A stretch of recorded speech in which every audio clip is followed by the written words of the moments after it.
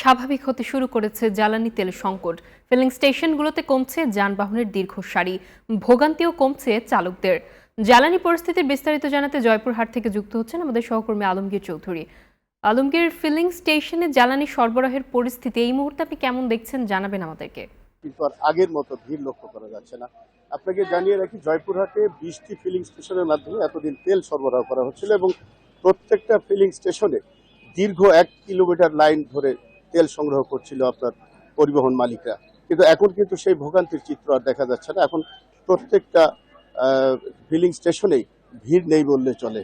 এবং আরেকটা জিনিস জানিয়ে রাখি আপনাকে, যে জয়পুরহাটে যে নিরবিচ্ছিন্নভাবে যে তেল সরবরাহ করা হচ্ছে, এটা কিন্তু বিকেল 4টা পর্যন্ত কন্টিনিউয়াসলি চলার পর 1 ঘন্টা করে বিরতি। এখন কিন্তু সেই বিরতিটা চলছে। এখন তেল সরবরাহ হচ্ছে না।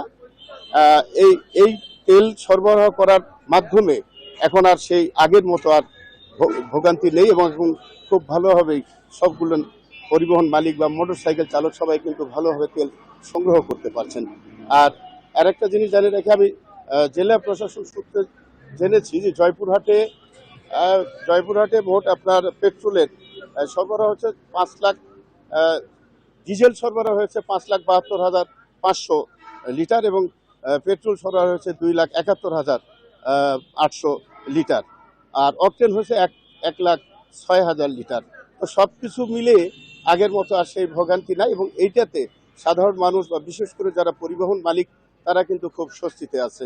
এই ছিল জয়পুরহাটের তেল নিয়ে বা জ্বালানি তেল নিয়ে সর্বশেষ তথ্য। জি, ধন্যবাদ আপনাকে আমাদের সঙ্গে যুক্ত হবার জন্য।